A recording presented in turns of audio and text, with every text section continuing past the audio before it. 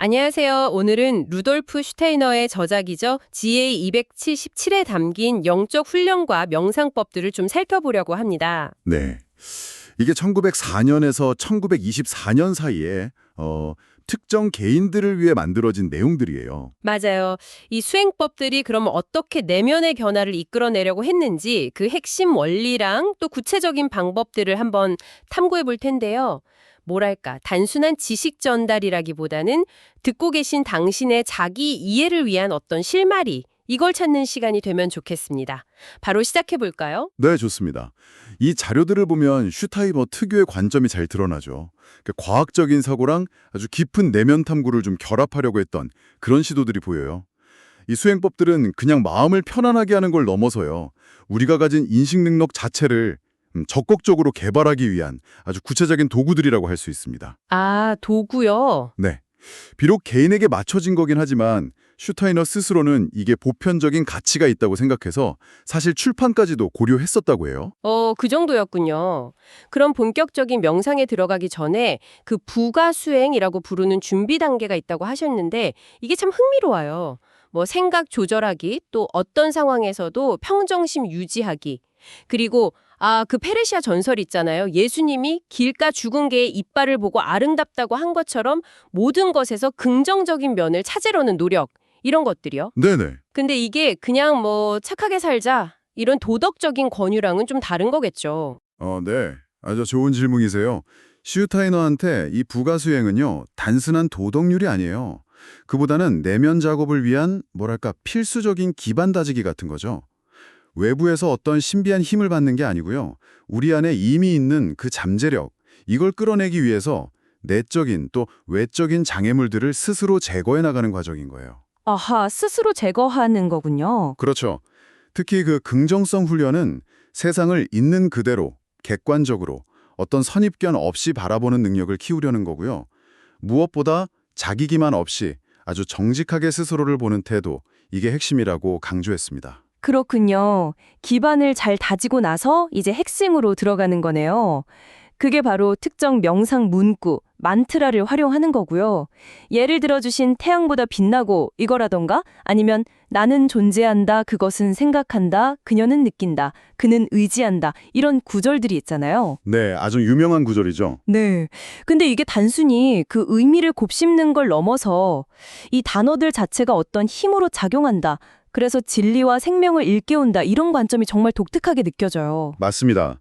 바로 그 지점에서 슈타이너 만트라의 특징이 드러나는 거죠. 우리가 흔히 아는 인도 전통 만트라마 주로 소리의 진동, 그 울림에 집중한다면요. 슈타이너는 특정 소리로 표현된 사고 내용 자체, 그 생각의 내용이 가진 힘을 굉장히 강조했어요. 사고 내용의 힘이요. 네. 예를 들어 나는 존재한다, 그것은 생각한다, 그녀는 느낀다, 그는 의지한다. 이 구절이 그냥 자기 암시가 아니라는 거예요.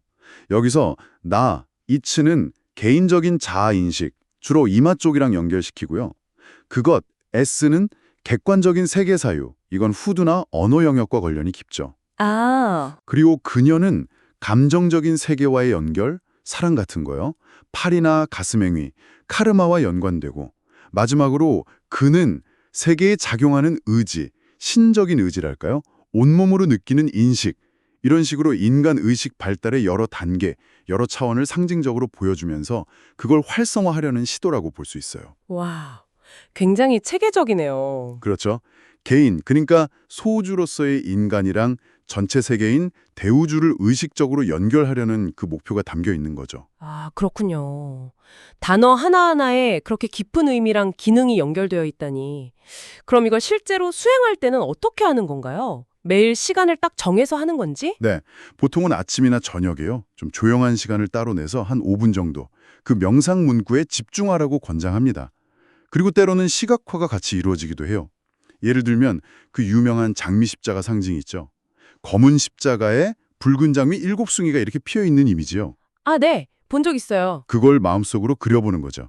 아니면 또 잠들기 전에 하루 동안 있었던 일들을 마치 영화 필름 거꾸로 돌리듯이 되짚어보는 연습도 있고요. 장미 십자가 상징은 어떤 의미가 있는 건가요? 그냥 떠올리는 것만으로 효과가 있나요? 그리고 하루를 거꾸로 돌려보는 건, 와, 그거 상당한 집중력이 필요할 것 같은데요? 네, 그렇죠. 장미 십자가에서 검은 십자가는 보통 소멸된 낮은 충동이나 본능을 상징해요. 그리고 그 위에 핀 붉은 장미는 그게 승화되어서 피어난 정화된 열정이나 생명력을 나타내고요.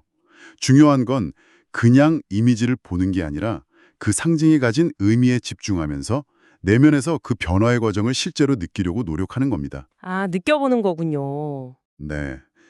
그리고 하루를 거꾸로 되짚는 연습은 우리가 일상에서 겪는 사건들의 어떤 인과관계나 감정의 흐름에서 한 발짝 벗어나서요. 좀 더 객관적으로 자기 자신과 그 사건들을 관찰하는 훈련이에요.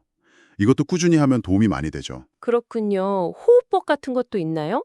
호흡법도 종종 언급되긴 하는데요.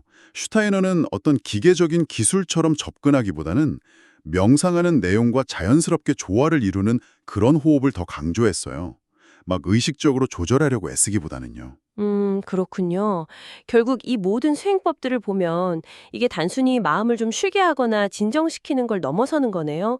생각, 감정, 의지, 심지어 상상력까지 다 동원해서 아주 의식적으로 내면을 가꾸고 개발하려는 굉장히 체계적인 접근법이라는 생각이 듭니다. 정확히 보셨습니다. 일상에서의 태도 변화부터 시작해서 특정 사고, 언어 공식을 활용하고 또 상징을 시각화하는 것까지 슈타이너는 내면 성장을 위한 상당히 다층적인 시스템을 제시한 셈이죠. 자, 이렇게 여러 수행법들을 쭉 살펴봤는데요. 어쩌면 이런 질문을 스스로에게 던져볼 수 있을 것 같습니다. 당신의 내면에는 이처럼 의식적인 노력을 기울여서 더 깊이 들여다보고 발전시키고 싶은 그런 영역이 혹시 있으신가요? 아마 그 답을 찾아가는 과정이 당신만의 다음 탐구가 될 수도 있을 겁니다.